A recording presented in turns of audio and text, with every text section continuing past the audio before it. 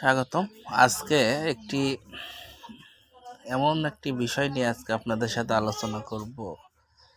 আমরা যখন ক্লাস 10-এ পড়ি তখন নায়ক মান্না আমাদেরকে ছেড়ে চলে যান।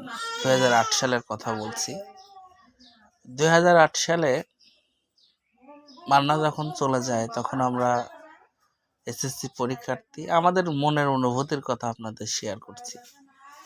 তখন মৃত্যু বুঝতাম, ভালোভাবে বুঝতাম, কিন্তু প্রিয় নায়কের এভাবে চলে যাওয়া কথাটা শুনতে কেমন যে লাগলো বলে বোঝানোর মতো না। কিন্তু আজকে 2024 দেখেন, ধীরে ধীরে যত সময় যাচ্ছে তার কথা অনেক মনে পড়ে। কারণ নায়ক মান্না বাংলা চলচ্চিত্রের জন্য একজন নিবেদিত প্রাণ।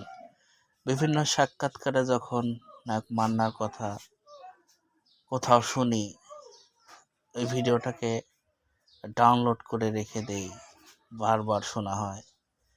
কারণ এই যে সেদিন এফআই মানিকের একটি সাক্ষাৎকার দেখলাম, তিনি বললেন যে নায়ক মান্না রাত্রে বাসায় যাওয়ার আগে, অর্থাৎ শুটিং শেষ করে যাওয়ার আগেও তিনি পরিচালক প্রযোজকদের সাথে বসতেন, কিভাবে সিনেমার ভালো করা যায়, কি উন্নয়ন করা যায়।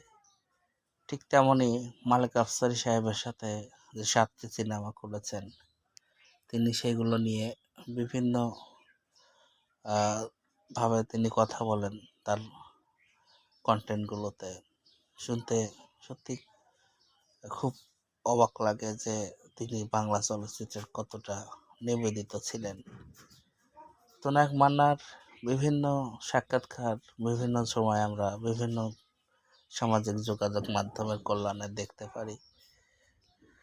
দেখে চোখ আসলেই আটকে ওঠে। কারণ একটি মানুষ চলচ্চিত্রকে কত ভালোবাসতেন, আর তাকেও যে মানুষ কত ভালোবেসেছে তার মৃত্যুর পরে 2008 সালের এই 17 ফেব্রুয়ারি তার মৃত্যুর দিনে লক্ষ লক্ষ মানুষের ভিড় ছিল তাকে এক নজর দেখার জন্য।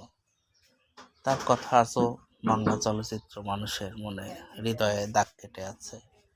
তার প্রতি ভালোবাসা থেকে আজকে আমার ব্যক্তিগত কথাগুলো আপনাদের সাথে শেয়ার করছি।